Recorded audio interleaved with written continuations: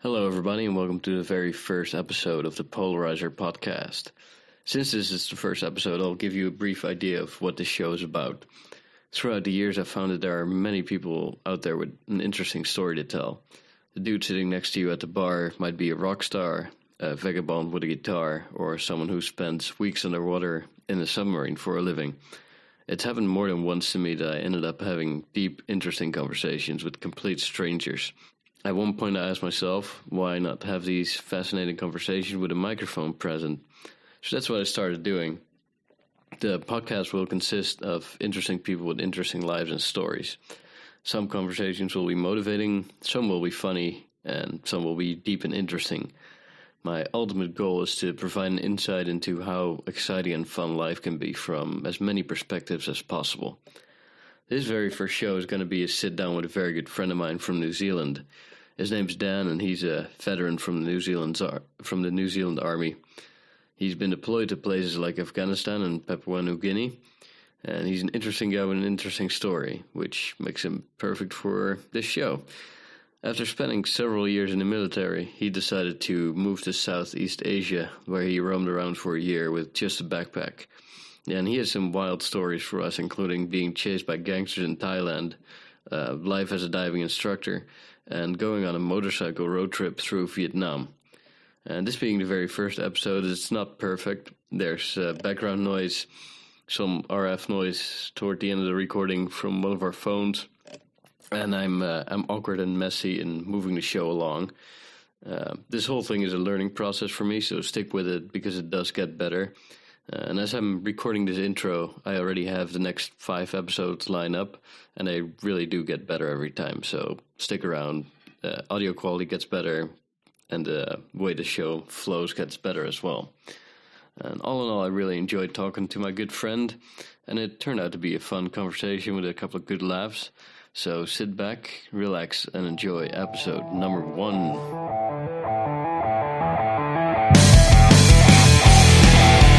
Recorded someplace random on this interesting planet we live on, with your host, Nick Hube. You're listening to the Polarizer Podcast.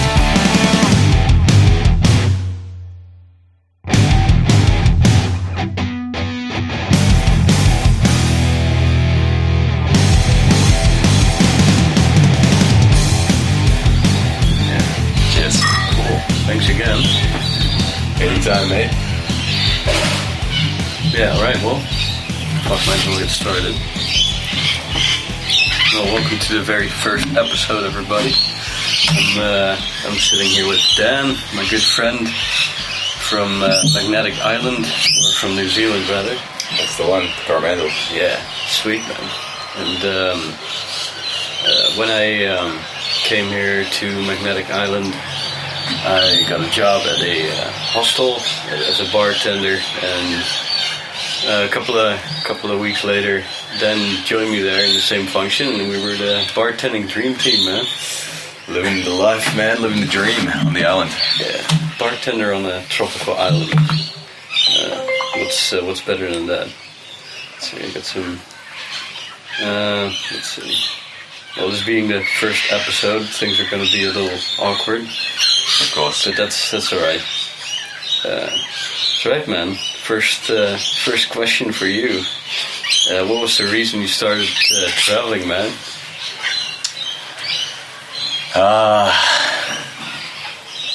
Midlife crisis. In your 20s. In my early 20s, I had a midlife crisis, and Quarter life crisis. Yeah, I think that's probably more accurate. And I realized I hadn't done what I set out to do with my life, and I wanted to go out and explore and see the world, and have some crazy adventures. And at that point, you already saw some shit, though. Oh, that's true. I did spend about 6 years prior to that in the military, and so I got to do some crazy shit there. Yeah. But it's a different style, you know. When you're in the military, everything's very controlled, and you do what you're told. And you go here and you do this, and I wanted to see the world from my own perspective. That's cool. Yeah, man. So what's just a little background if you want to share that? Like, what are some countries that you went to when you were in the military? So I worked a lot in the southwest Pacific of New Zealand. So countries like Niue, Vanuatu, Papua New Guinea. Yeah. And doing humanitarian aid and disaster relief type of work there. What was that? Humanitarian aid and disaster relief. So, like, for example, there was a big tsunami which wiped out a big chunk of Vanuatu. Yeah. And we would get deployed there to do things like desalinate the water so they had drinking water. Okay. Or to, like, clear the roads, or to provide, like, advice and aid, essentially, where we could, like medical aid and engineering aid. So that was more like the helping out in the local backyard side of the military. And I also went a bit further afield. So I served in Afghanistan and also in the Sinai Peninsula. Some pretty interesting times there. Gnarly, man. Yeah. Yeah. After doing all that, I really enjoyed those experiences. Got to have, like, and do and see things which you can never get from a regular life. Yeah. Yeah, it's like, I don't know, like, other people who were military veterans, they told me like there's like two different worlds existing next to each other, like this. So accurate. Yeah. Yeah, we refer to it as like living in a bubble, because you're very isolated from the civilian world. Yeah. And what normal or civilian people experience. Right. Yeah. Yeah, like so, like I can't even imagine all that stuff. Like, yeah, it seems pretty intense, man. Well, for myself, when you're doing it, it doesn't seem like it's something strange to be doing. Right. Like, I joined when I was very young. I was 19 when I joined. And so pretty much my entire adult life was, up until I started traveling, was in the military. Right. So doing things like flying in a Black Hawk over the Hindu Kush mountain range in southern Afghanistan, like that's kind of like normal. That was normal, like part of our experience. You don't really realize how strange that seems to other people until you get out of that military bubble and you're out talking with other like civilian people who haven't had that experience, and you're like, well, yeah, actually that was cool. And like that's what you described. It's when you probably flew like really really low with the helicopter over the mountains and stuff. Yeah, so you do like stay under the radar. Well, not so much the radar. They don't have radar over there, but it's like tactical flying. Yeah. So you stay very low to the mountain range, like very low to the ground, in order to avoid being spotted, essentially, so you can't get targeted from a long distance away. Yeah. It's wild, then. Jesus. All right. Well, and so you served your time in the military, and you did that for how many years? It was just shy of 6 years. Okay. That I was in there for. And then you decided to, like, at one point you realized, hey. Yeah.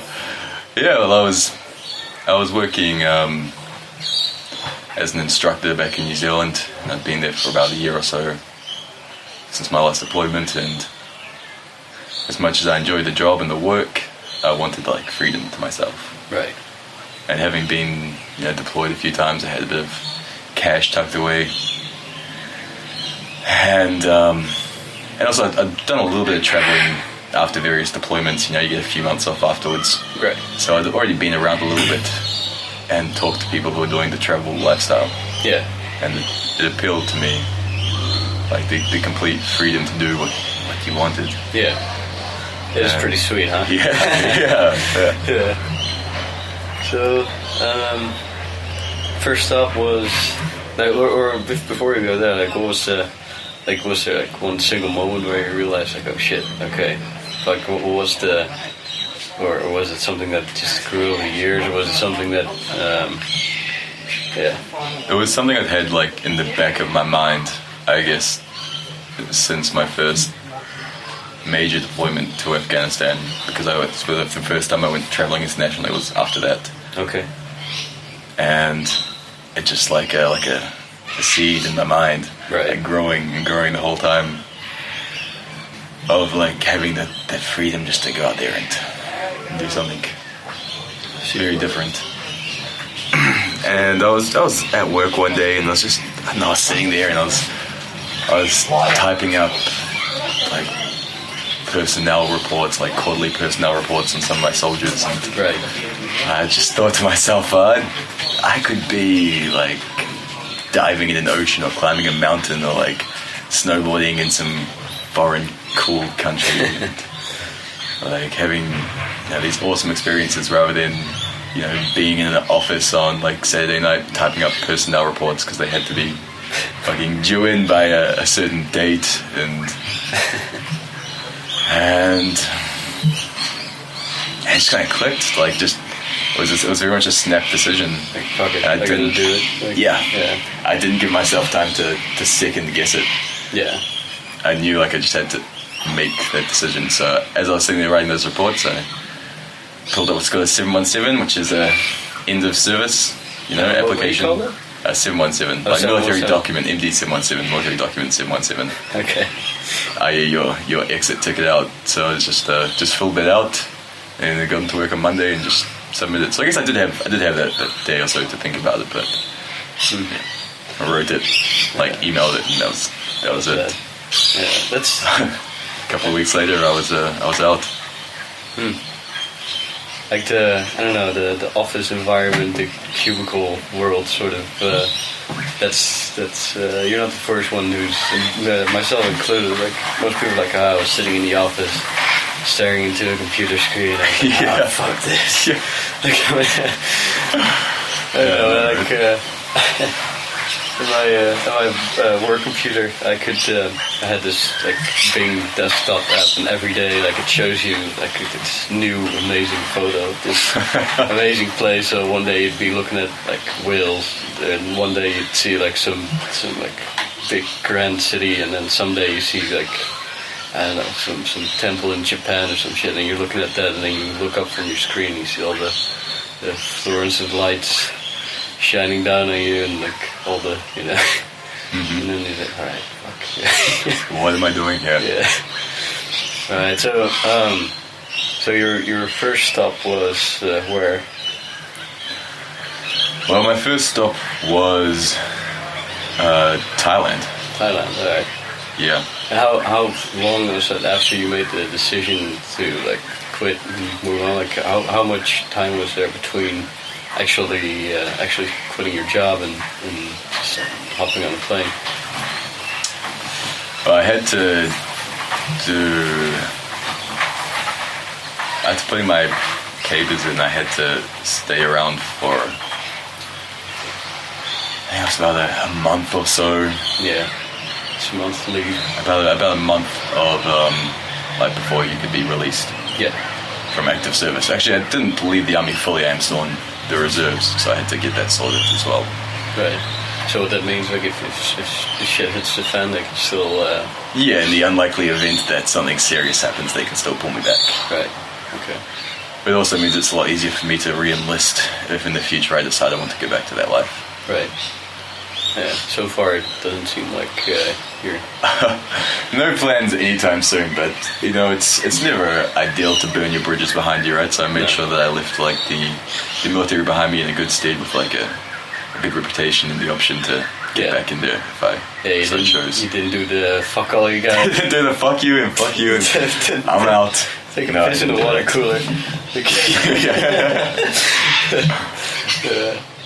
Alright, so After my month was up, I left the Sunday after my last week. I had to be there, literally like 2 days after I cleared my stuff out of my locker. I was on a plane. Yeah, that was Yeah, that was a pretty pretty snap decision indeed, then, man. it was. It certainly was. All right, let's see. So yeah, Thailand. So what was what happened there once you landed? Like, Well, I got into Bangkok, and I'm a big fan of Bangkok. Been there many times and always had a great experience there. Yeah.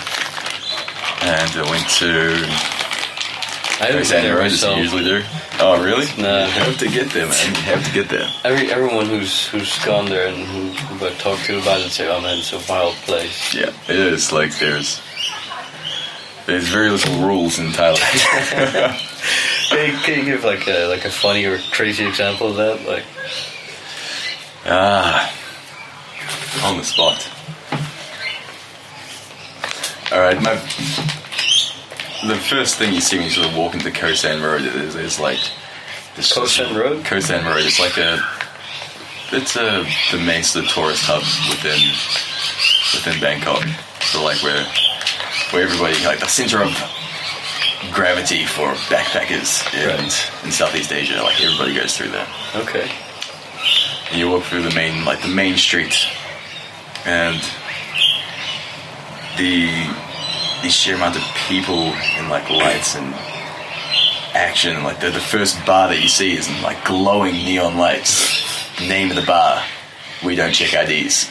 Like that's like the first thing you see when you walk into this place, and that kind of just gives you like We don't give a shit. yeah, we don't give a shit, man. You can do what you want here. Like we're not gonna. We're not going to do anything. If you have the money to pay for it, man, you can do what you like. If you got the money, honey, we got your You got the disease. money. That's Welcome to the Jungle, Guns N' Roses Yeah. reference there. So yeah, man. So you started backpacking through that place. So yeah, I was in Bangkok and I had a bit of a rough start, you know. I was staying at a pretty dodgy little hostel and was out one night and came back to find the room being ransacked and all the contents of my wallets stolen, Oh shit! which is never a great way to start your trip. Including your credit card. Credit cards Everything. and everything. Okay. And my bank was fantastic enough not to put a halt when somebody withdrew like about $10,000 worth of cash from my credit card. Oh shit! Oh, rough. So I ended up getting stuck in Bangkok for like a couple of months while I fought with my fucking bank trying to get them to refund me all the money that they'd let me cash advanced off my credit card without a PIN or Oh man. anything. Yeah, that was a painful start, but it got better after that. Did you like what was the end of that story? Like did you? Oh yeah, I ended up getting a refund of all the money from my bank. Oh, that's good. Yeah, it took a long time, and I was stuck in Bangkok without any sort of means of getting any more money to myself. So luckily, like before I'd arrived, I'd taken out like 20,000 baht, like a grand New Zealand or something How in much cash. is that in dollars? Like it's about a grand, about $1,000. Okay. And so I was living on that for about 2 months while I waited for my bank to come through and get some new cards. Getting new FPOS and credit and debit cards sent out to you when you're in a foreign country is very hard. Did they also steal your passport or? No, Oh, that was just what was in my wallet. okay. So you got sort of lucky there then, I guess. So, what kind of lifestyle does $1,000 for 2 months buy you in Bangkok? Actually, a pretty decent one. Yeah. To be honest, to be honest, you can live pretty well. Like, I mean, of course, I was restraining myself a little bit, but still, you know, you can eat out every day and you know have beers every night and go to Muay Thai fights and you know find cool little out of the place gyms and so it makes you chase after those things you can do without a lot of money. It's not like you have to live on the streets or anything. No, not at all. Not at all. Like, if you're not too picky, you can find some very cheap hostels there. Yeah. Although I got a little bit pickier after having my shit ransacked. When you got your credit card back, first thing you did was booking like a 5-star hotel, probably, right? I mean, just alright. That's No, the first thing I did was book a ticket out of Bangkok. Because after 2 months, man, I was done with that city. I was like, you know what? As much as I like it here, you were used to like it here. Like 2 months is enough, man. It's Yeah. more than enough. I think I'd taken every stop on the river ferry and the SkyTrain and visited every place it was possible to visit. right. Well, obviously not Bangkok's a big place, but everywhere that had something interesting to see or do, I'd been there and done it. What kind of vibe hangs in the air there, man? Like, is it? Is it? Yeah. In Khao it's kind of like a really big mix. It's a melting pot of like people. Okay. People from all over the world. You know, you hear so many different languages and accents, and you know, you have like Indian fortune tellers next to like bootleg singlet vendors, and you know, all the types of food you could ever imagine. You know, little tuk-tuk drivers shouting out, if you know, you want a good time, come with me, man, I'll show you a good time. And is there like some obvious like, shady shit going on out in the open, like stuff where you feel like, well, you know, that kind of sounds kind of fun, but I don't think I should get involved? Oh, you're never more than like a conversation away from being taken to a ping pong show or something like that, man. Right, for those who don't know, like what happens at these ping pong shows? Oh, I actually never went to one. It wasn't something I was too interested in, but I definitely have an idea of what goes on there. You know, it's these poor Asian women shooting fucking ping pong balls out of their vaginas, and you know, weird live sex stuff, and yeah, some of the stories I've heard about what goes on there is horrible, man. But some people must enjoy that kind of thing, so it seems to be thriving there. Yeah. Yeah, I had a conversation with a guy on the Greyhound up from Sydney to towards Brisbane. He was telling like he found some prostitute in Bangkok, and at one point as she was blowing him, he said, "All right, let's go to my hotel room," and then she took her pants off, and it turns out to be that she was a he. He was like, "Man, I mean, she was the hottest chick I've seen all week, man. I can't believe it." It was like, yep. I got no regrets, man. I don't give a shit. I mean, fuck. Yeah, like kind of like a shit, rule man. of thumb for Thailand is if like it's a beautiful lady, like the most beautiful ladies are not ladies. It's a scary rule, man. It's But it's a very common thing in Thai culture, and yeah. I mean, I found if you don't give the ladyboys shit, they'll generally not give you shit. I kind of was, as you know, I went to the Philippines, and there was some of that stuff going on there too, man. Like ladyboys, yeah. Well, it's a very much a cultural thing. Like it's weird. As far as I'm aware, it's against the law to be gay in Thailand. Really?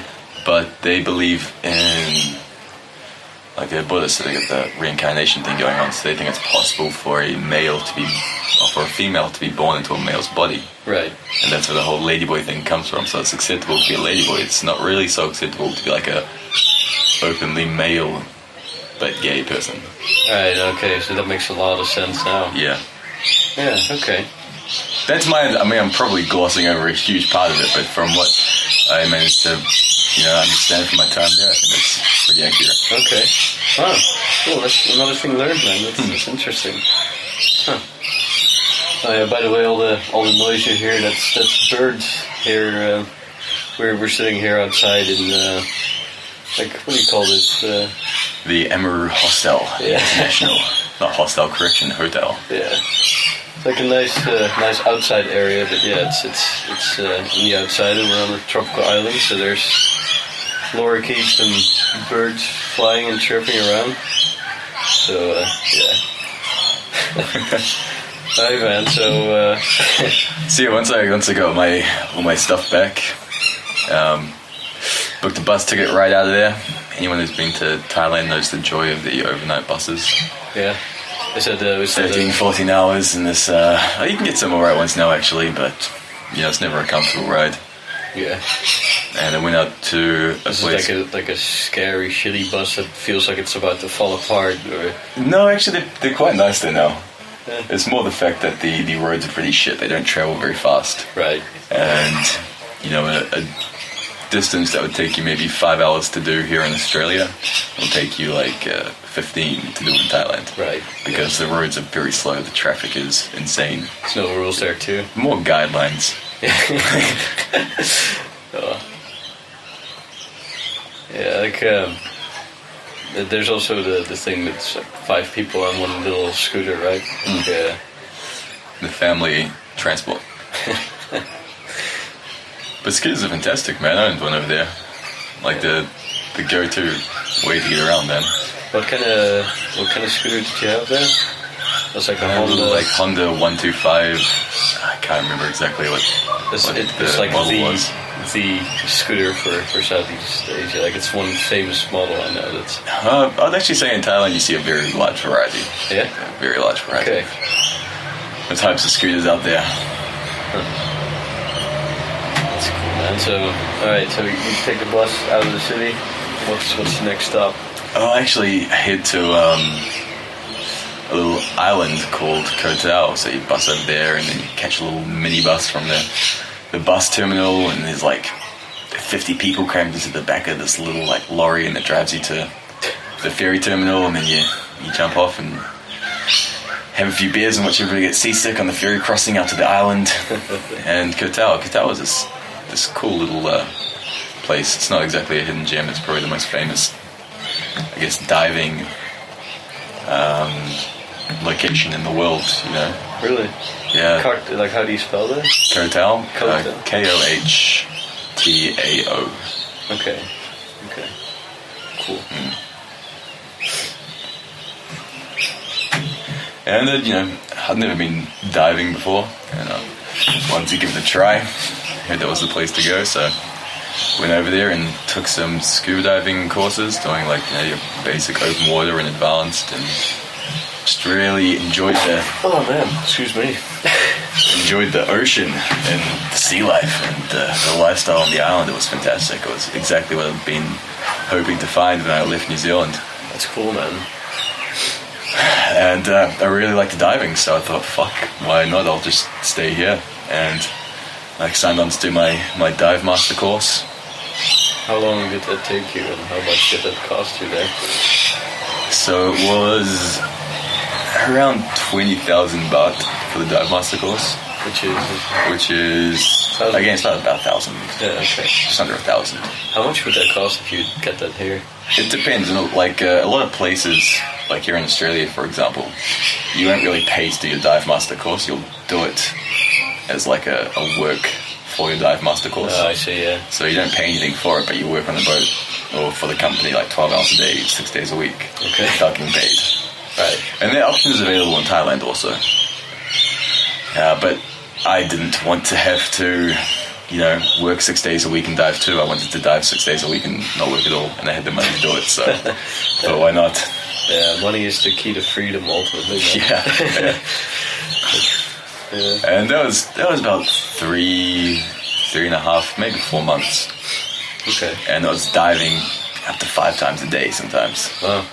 It was a pretty brutal schedule. We had the company that I worked for, the boat would leave at 6 a.m. in the morning for the first 2 dives, so we had to be up at 5:30, get down there, load the boat up and get all the gear on board and make sure we had all our customers and everything there and all the gear ready for them. Right.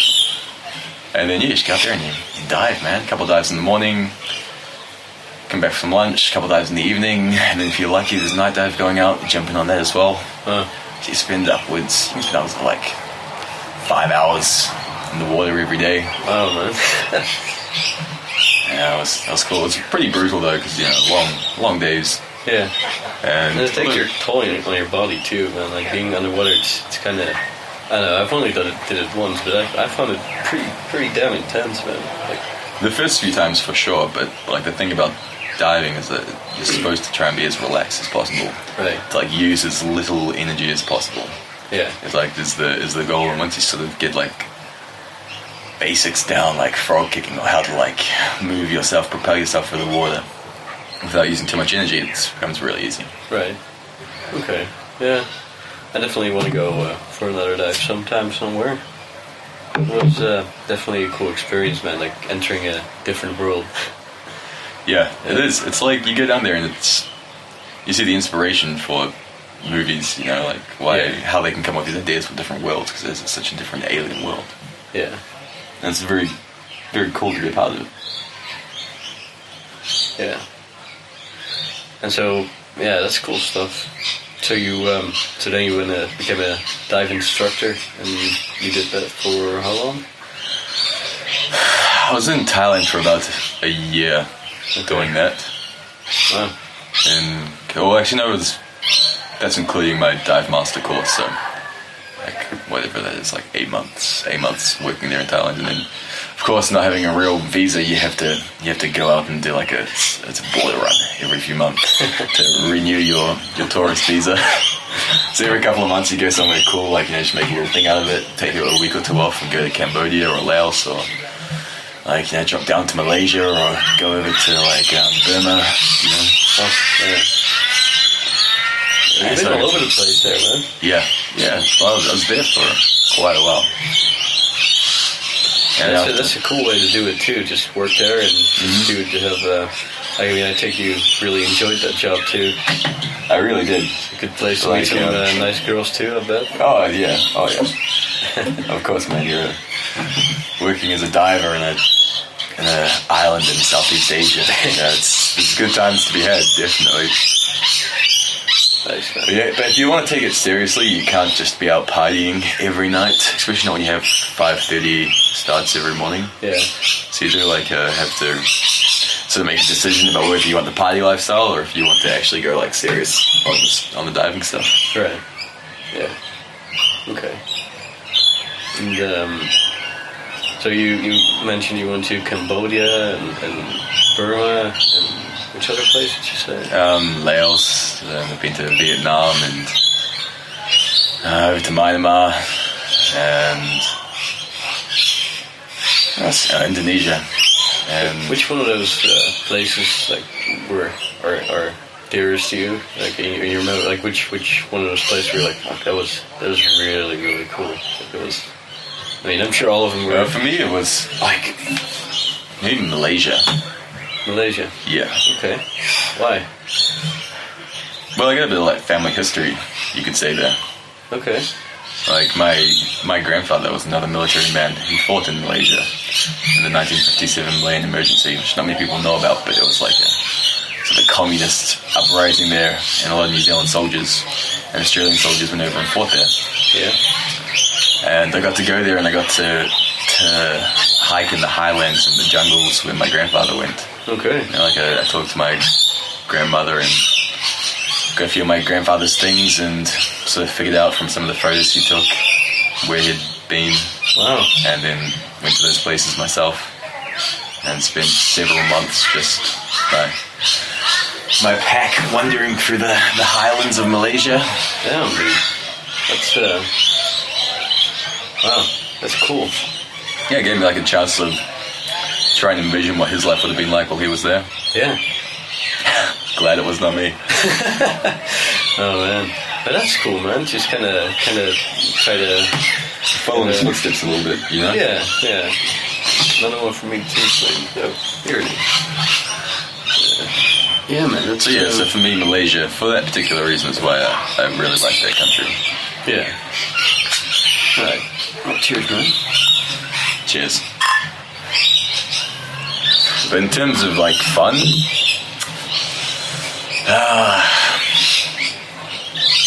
I think Thailand is probably the most fun you can have, but Cambodia is pretty close. But Cambodia definitely has a darker undertone to it than Thailand does. In what kind of way? It's a lot seedier, a lot seedier in Cambodia. You can just tell like bad things happen there. Yeah, I mean it has a pretty rough history, and on top of that, like there's a lot of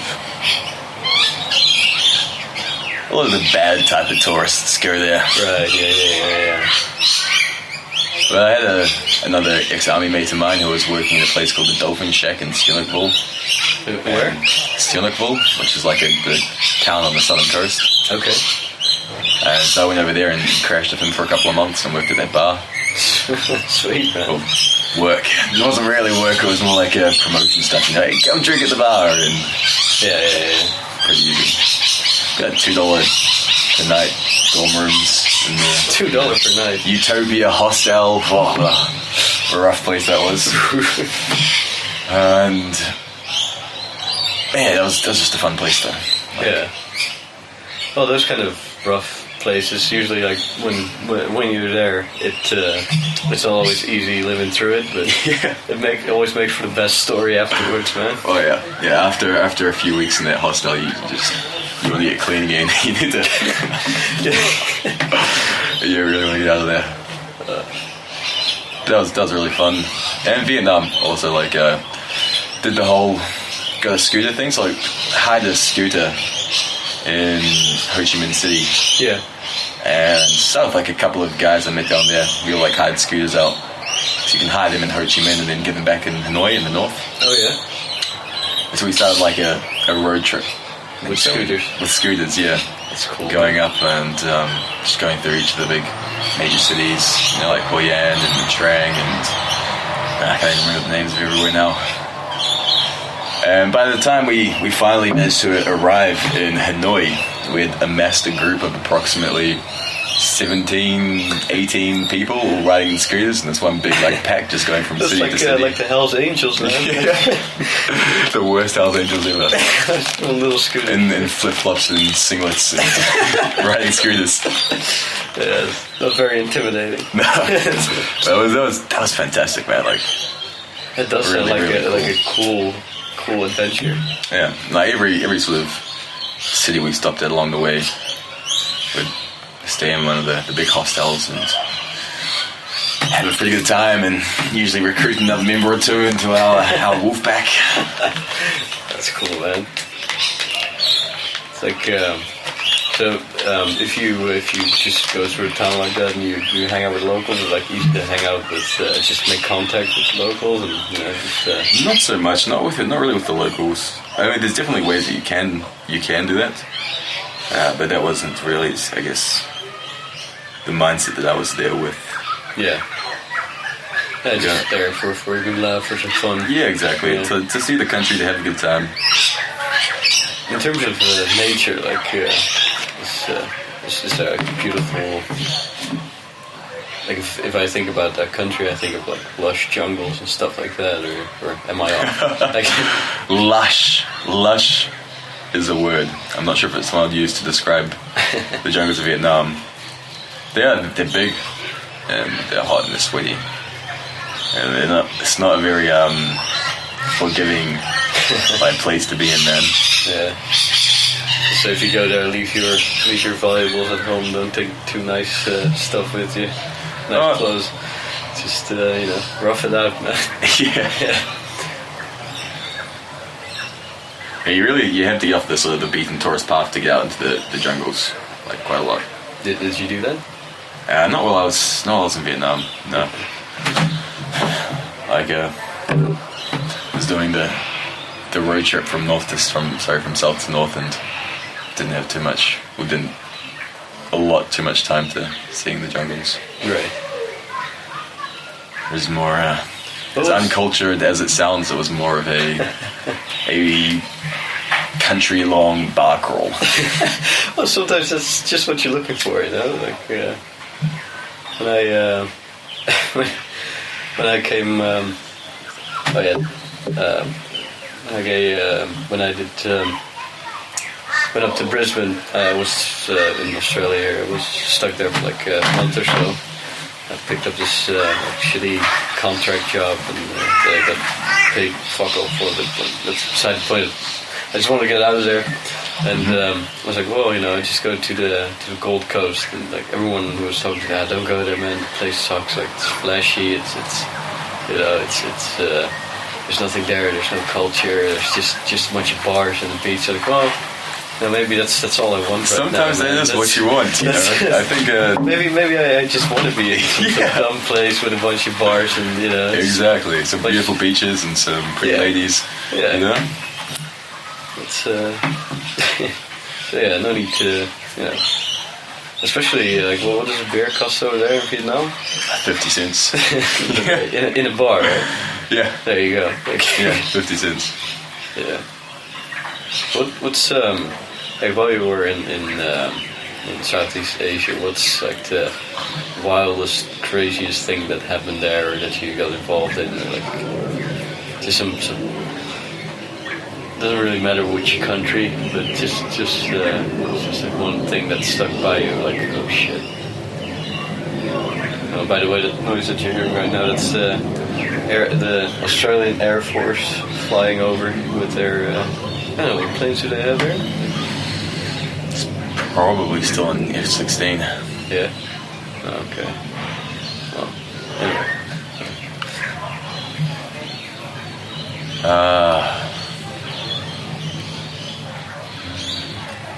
Are you going through a library of like? I'm trying to pull through like the collection there to see which would be the wildest and the craziest. It's hard when they all blur together after a while. Like you never have a hangover because you keep on drinking, that kind of stuff. Pretty much, man. Yeah. Pretty much.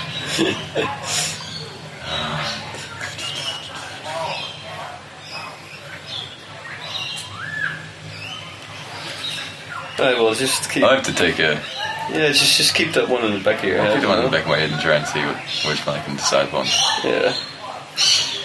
So now you're in Magnetic Island, Australia, which is in Queensland off the coast. Like, it's a beautiful little island with 2,000 people living on it, and I've been here for 4 months too now, and had several travelers coming through and saying, "Well, keep coming back here." There was even this German guy who was here like 10 years ago. It's like, yeah, I've been all over Australia, but yeah, I still stand by that this is the most beautiful place in Australia. I can kind of see that, man.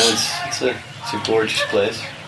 But like how did you end up here? And like because like you came from Thailand and all those other countries, and at one point you decided to go to Australia. Yeah, well, it's. What's a bit of a story. What's that guy called again? It's a curler. Yeah. One of the local. Just for the listeners know, yeah. Right? That's what a curler sounds like. Well, I was over in Asia, and I got a phone call from my old man who happens to live in Western Australia, in Perth. There, he was starting up a new business and needed somebody to help him out for a little while with getting the new location set up, and I was beginning to run a little bit low on money. Yeah. As I was never one to live within my means, and as I had no means for a few years. Well, the money you make as a diver is not a huge amount, so the funds are running low, and my dad was like, my father was asking me to come over and help him out for a little bit, so I went over to Perth and helped him set up a new business. And once that was done and dusted, I thought I'd better like settle down somewhere to save some money. Yeah. And was looking for jobs and looking around Australia, sort of thinking where I'd like to live. And Queensland seemed like it was a very like cool place. There's a lot to do and see here, and it was a part of Australia I hadn't been to yet. Nice weather too. Nice weather, yes, it's always a plus. And so I flew over to Cairns and did a little bit of diving there first, and came down to Townsville here and staying with the hostels, met a few people, and they were heading over to the island here to Magnetic. And I thought, why not? I'll go check it out as well. It could be fun, man. I like islands. And I came over and I was staying in the hostel where I met yourself. Yeah, man. And just got talking, just got yarning with the girls at reception, and I mentioned there was a job available, a job going. And never having worked in hospitality or anything like that before, but I thought, throw a resume in, what's the worst that can happen? Yeah. That's a wise lesson there too for everybody. yeah, right. Just fuck it, give it a shot. Just do it, yeah. About a week later, I was back up in Cairns again, and I got a phone call from the manager asking me to come down for an interview. So turned around, came back down again, and got the job. Started the day after. Yeah, man, it's good times.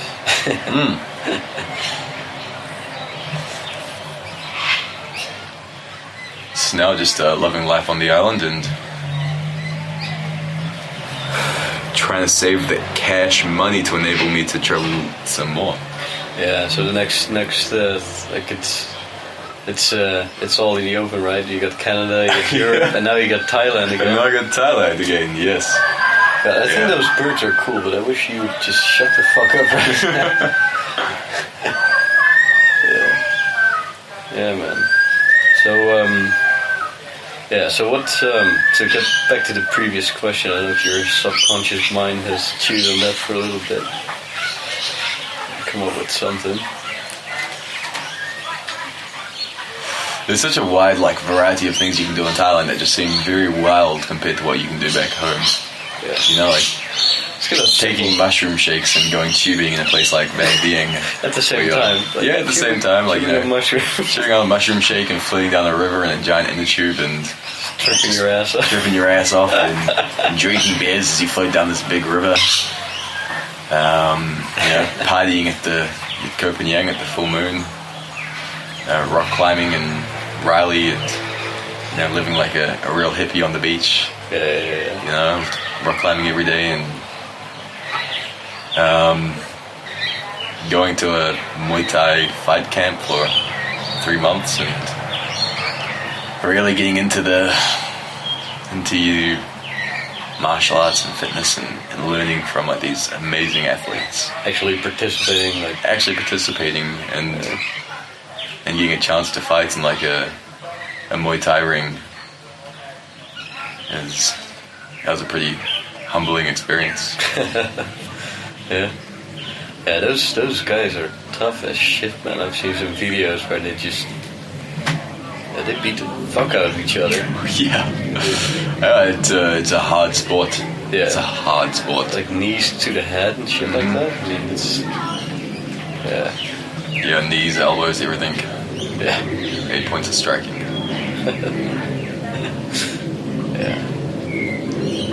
Yeah, so the full moon party, that's a big deal. It is a big deal. It is a really good time the first time you go there. Yeah. It has unfortunately suffered from the over-commercialization which plagues a lot of Southeast Asia these days. Right. You know, it's kind of a victim of its own success, you could say. Yeah. But it's still from I don't know, people told me just people zonked out of their minds just walking around everyone's fucked up in one way or the other. Yeah. You take 50-odd thousand people and cram them onto a tiny little island and fill them up with coke and drugs and alcohol and then just see what happens, man. Yeah.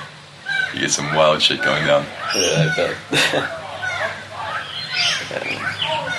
I don't know, floating down the river on mushrooms, that sounds like a pretty wild time too, man.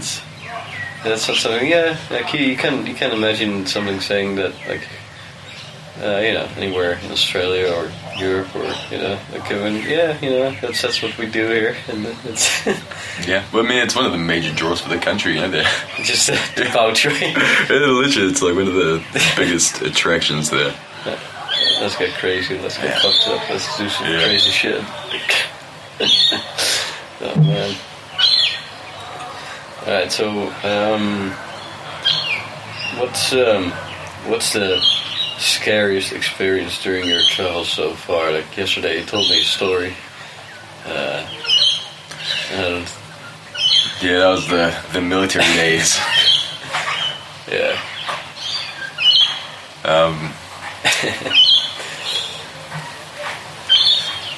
From my travel times, having a run-in with some Indonesian gangsters in Gili Tea. It was pretty nerve-wracking, I guess.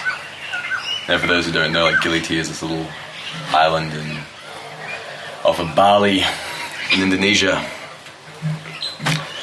It's a pretty crazy, pretty wild place. Yeah. Again, one of those areas where you can get anything you want. Right. People do. And there's no police on the island either. Really? But a lot of gangsters. So they basically run the show? Pretty much. Yeah. Yeah. Well, usually those places are safe because no one fucks around because they know they're probably going to get killed. But yeah, we put enough alcohol into people and they do some silly things. Yeah. So. Yeah, that's the only place really where I think of being like deliberately drugged by somebody. Really? Yeah. Like out. How did that happen, man? Just like was out drinking on an evening with a few of my friends from the mid at the hostel, and we were talking to like we're at one of the bars there on the main strip and talking to some local Indonesian guys, and they seemed like they're friendly enough and they're trying to sell us drugs, and we were like, no, we're alright, blah blah blah. And yeah, they seemed to get like a little bit pissed off about that. Yeah, they didn't want to buy anything, and that's one of the last real clear memories I have. Really? Of that night for quite a few hours. Wow.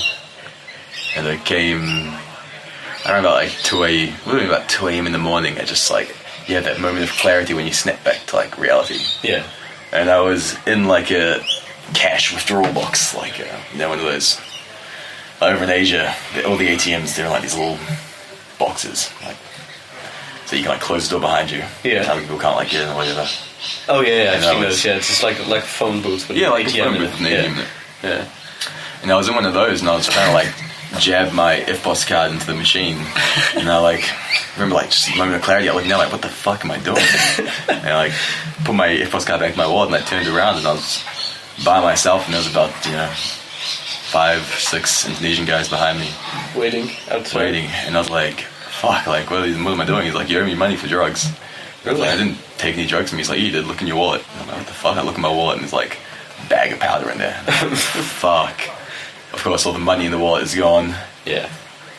And I'm like, fuck. Jesus, that's a scary situation, yeah, man. Yeah. So like, gotta put my card back in, but luckily like I hadn't transferred any money onto that card. So I was like, oh, there's no money in here, man. I look at the screen, there's no money. And he's like, here, try this one. So luckily he gives me back my other card that's been stolen from my wallet. And I go, let's try this one. And I'm like, oh shit, yeah, alright. Like, I go to put it in the machine and then just like, it's kind of like pretending to put it in and then just like kind of slide it back into my wallet. Spin around and like, just sprint out the doorway and just start fucking running. Just running, just like as fast as I fucking can. Like not looking back, man, and just fucking running, like ran all the way back to my accommodation, like doubling back around alleyways and like doing everything I could to make sure that I wasn't being fucking followed. And I didn't even go into my hostel. I like sat about like 300-400 meters down the road behind some bushes and just like watched to make sure like I hadn't like said anything about where I was staying, and they were gonna like follow me back to my accommodation. And Jesus. Yeah, so yeah, it's a lord's place to be like fucking careful there. I got pretty lucky. What do you think they gave you there? Is like roofies or some shit? I have no idea, man. It's just lost a couple of hours there. And just like just totally lost a few hours. I mean, I can handle my alcohol pretty well, and I know that that's not something that happens to me from drinking. So yeah, you gotta be careful in those places. And how can you tell that it's just like you can always just tell when it's that kind of place, like just the way people sort of act around one another and. Yes, like it's the way people. I say like the way the local people act, especially if they're trying to sell you something, especially like drugs or anything like that, man. Like it's not worth it in a Southeast Asian country. Yeah. Like not worth it. Yeah. Yeah, and then there's also like undercover police try to trick you into. Into buying stuff. Yeah, like basic rule of thumb. Somebody offers to sell you drugs, just don't buy them. Do not buy them. Yeah. Oh, that's a good tip, I'd say. Yeah. Oh man. So what's the one thing you take with you on your travels that you really couldn't live without? Like one like piece of gear or one gadget that you just like, yeah, if I wouldn't have that with me, anywhere really, I would feel naked. Well, I have a couple of things, really. I mean, the most important one is a good smartphone. And that's key. Yeah. You can replace everything with that. Like, you don't need a camera, you don't need a laptop. Like, a good smartphone is essential. And yours beat the shit right now. Yeah, mine has been through the war. Probably literally, even. No, actually, I had another phone, but it came to its end in Asia, so this was a cheap Malaysian replacement. But pretty good for the price, man. Like, Lenovo, yeah. Yeah, pretty good for the price. They make good laptops, too. That and a big knife. Alright. Is what I always take with me. It's my combat knife. Okay. Which I picked up on my mini travels when I was in the military. And that always comes with me because you can always find a use for it. Yeah. You need to make something, clear something, cut something, you know. Yeah. What kind of knife is it? Like, it's just kind of like type or brand or something? No, it's just it's a big, heavy-bladed hunting knife. Okay. Which I picked up on my travels my time in the army. And yeah, it's something I'd never want to be without. I mean, of course, don't carry a big knife around with you when you're going up hiding or something like that. That's not a good idea. Yeah. But I like to hunt, and I like the outdoors, and I like trekking and hiking, and quite often I'll be out in the wilderness and nature. Yeah. And it's very important to have that with you, as your number one tool. Right. Yeah. Never fails, always works. Mm-hmm. Yeah. It's cool, man. Yeah, like, I remember yesterday we were talking about hunting too. Like, back in New Zealand, you were... well, yeah. I grew up on a farm, right? Yeah. So hunting was kind of in the blood. Mm-hmm. Yeah, it's a very fun pastime. I think everybody should know how to catch their own food and survive out in the wilderness. And hunting really gives you that. Yeah. And it's a great way to see places you'd never go otherwise. That's a good point too, man. Yeah, mainly when I was growing up, we'd mainly hunt deer, but a lot of other things as well, like you go pig hunting or rabbit hunting, possum hunting. Yeah, it was a part of life growing up, you know. Yeah. On the weekends, my father and my uncles and everybody would go out and overnight in the bush, and it's just a pretty normal thing for us to go do. I think it teaches you a lot of things too, like patience, and like you really get an idea, like what you're actually eating when you're eating a piece of meat. And Gives you an idea of what goes into it. Yeah. You learn how to butcher an animal for the first time. Yeah. That's like yeah. Like you said, it's sort of like a rite of passage to becoming a man. I agree with that though.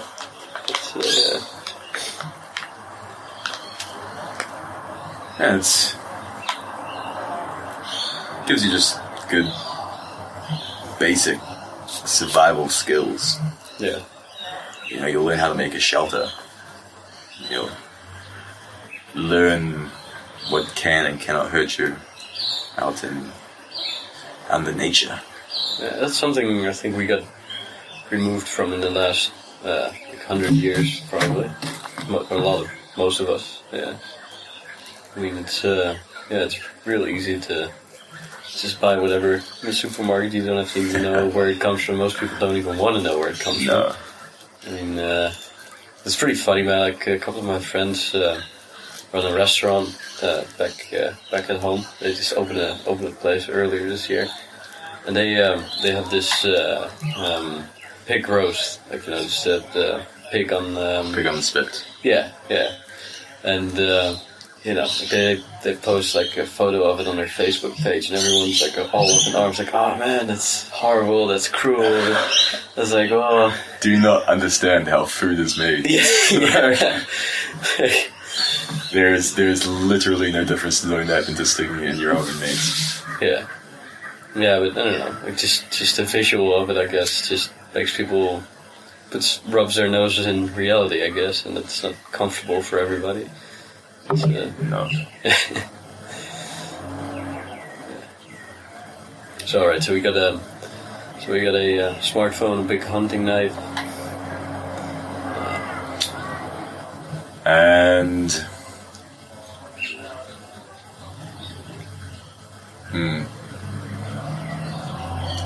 that's pretty much it. I do lug around a giant gaming computer, Yeah, which is something I wish I could live without, but I cannot live without it.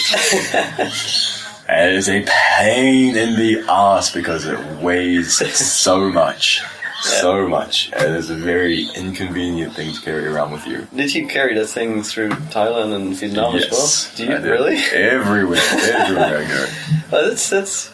I mean, that's pretty amazing that it survived all that stuff, man. Like it seems like you put it through a lot. I have put that laptop through some hell. Did you actually use it when you were there out there? When I was stable, like for example, if I'm in a place for more than like maybe 3 months or so. Yeah. Then yeah, like I like to game. Been a gamer since I was a little kid. Yeah.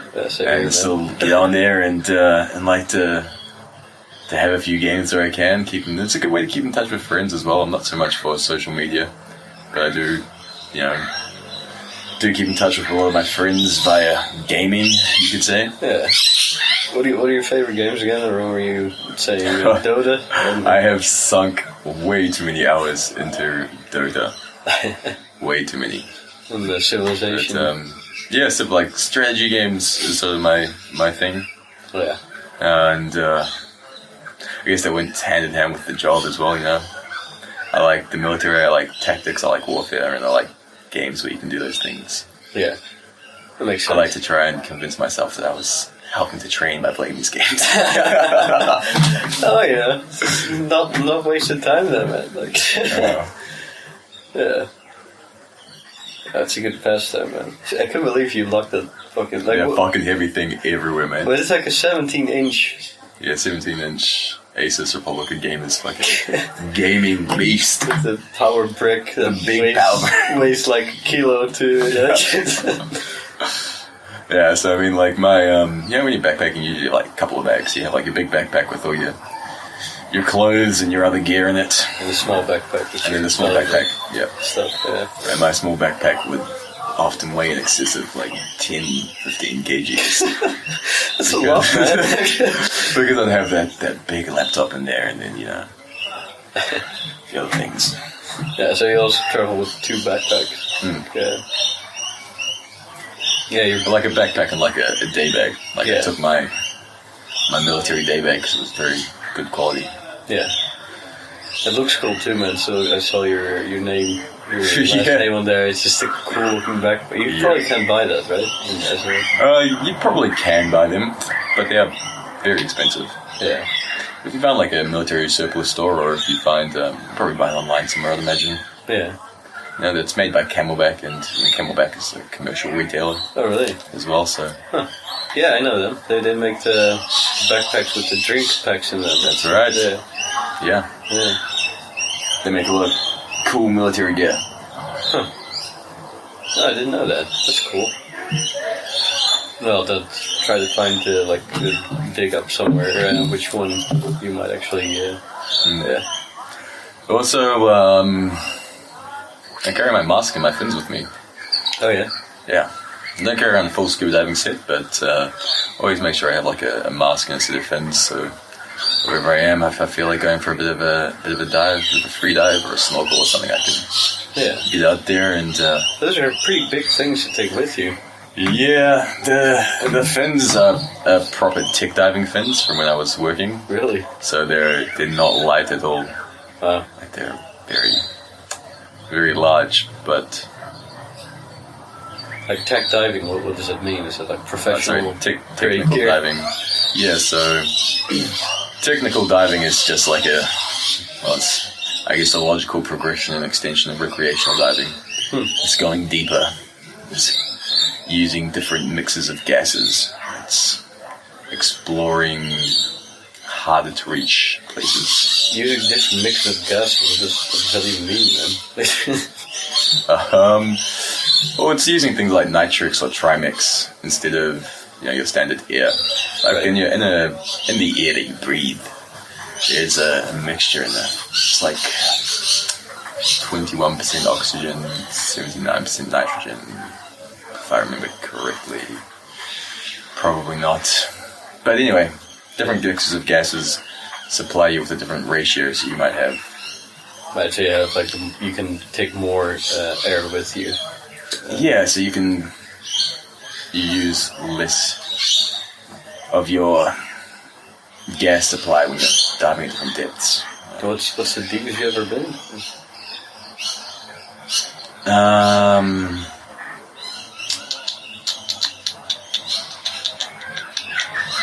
I've been down to about 58 meters. Holy shit, man! What's even down there? Like, what do you see? Because I mean, being that deep, that's like more than 50 meters of what? Like that's like 150 foot. That's, I don't know freedom units. But it's approximately times 3, but that's funny. that was for a shipwreck. Oh yeah, so you got like lights, but when you're deep like that, like you don't. It's complete darkness, I imagine. Depends on where you are. Really? Yeah, it really depends on where you are. I mean, it does, of course, as you get deeper, you get less light penetration, but Shipwreck at 50 meters, man. That's some wild. Yeah. That's wild, man. to do that, you need to get qualified. Yeah. And that's when you start getting into tech diving, just technical diving. Okay, and when you do something like that, you probably never go alone either. You never go alone when you're diving anyway. Okay. You always use the buddy system. Right. So you always have somebody else with you. 50 meters, man. That's crazy. Yeah, I'm just trying to imagine what that would look like. Just like a ship underwater, frozen time, kind of. Yeah. It's gotta be. It's like a snapshot. It's gotta be kind of a haunting experience in a way. Oh, absolutely. Some of them are. Some of them are very. Especially if you know that a bunch of people fucking died in there. I mean, didn't you tell a story when you actually saw like some skeleton underwater somewhere? Yeah, there are certain shipwrecks you can go to where they still have human remains in them. Yeah. So you're swimming through these very small, confined spaces. Yeah. And yeah, it's pitch black except for the beam of light that your torch shines. Yeah. And so you don't really have... All you can really see is like where that beam is falling. Yeah. And so you can swim by things without even noticing them. Yeah. So you swim through like a passageway in the internal of the ship and come through a hatch. You can be looking around, don't really see anything, and then just shine your beam down into the corner of a room, and there's just like a old, like, skeletal remains of a person sort of in a pile in the corner, so they can ground up and half eroded. It's pretty haunting, man. The first time you see it. Yeah. Yeah, I can imagine, man. Wreck diving.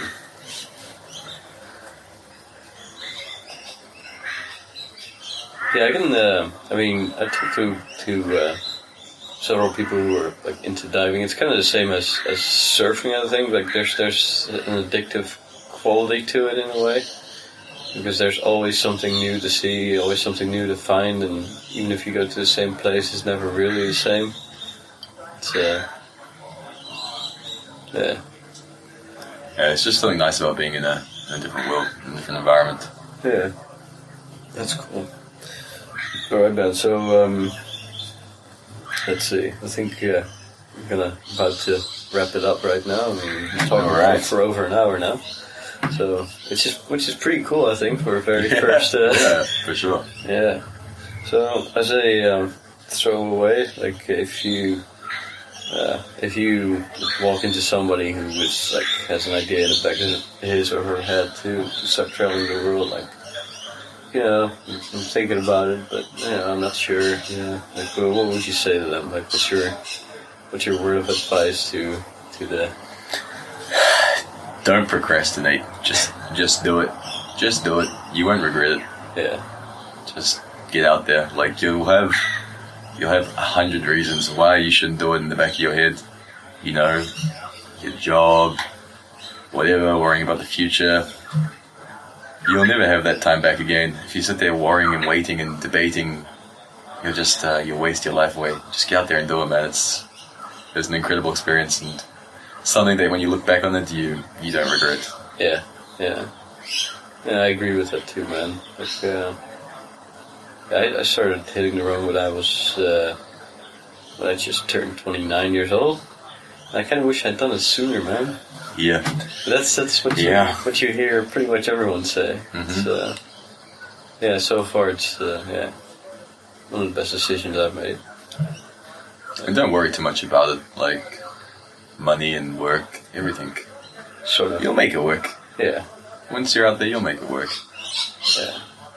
Oh, fuck, man. Thanks for this interview. Thanks for having me. Cheers to that. Episode number 1, man. Awesome. Thanks for listening, and we'll see you next time.